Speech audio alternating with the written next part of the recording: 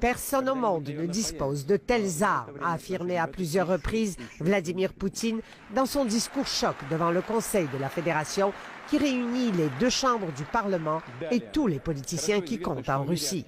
À l'aide de vidéos et de films d'animation, il a montré aux Russes et au monde ce sur quoi les chercheurs militaires travaillent ici depuis une quinzaine d'années.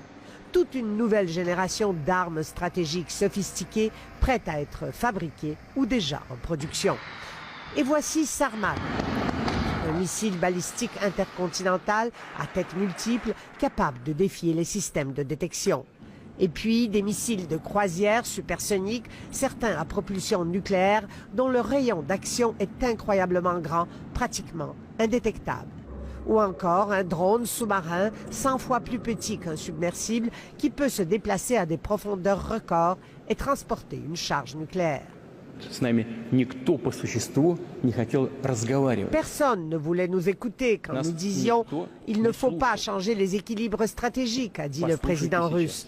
Maintenant, vous feriez mieux d'écouter. La surprise, elle est venue des armes hypersoniques. On sait que les États-Unis, les Chinois, les Russes travaillent sur des armes hypersoniques, mais personne n'imaginait, en tout cas pas moi, que les Russes étaient aussi avancés et qu'en fait ils étaient sur le point de se doter, de mettre ces armes en dotation.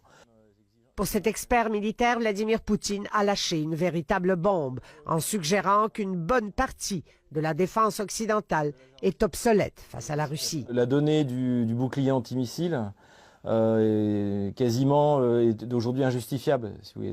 À quoi ça sert d'investir autant d'argent, de mettre des radars, des équipements comme ça en Pologne, dans les pays de l'Est, puisque de toute manière, si jamais il y a un conflit nucléaire, la Russie percera toutes les défenses américaines.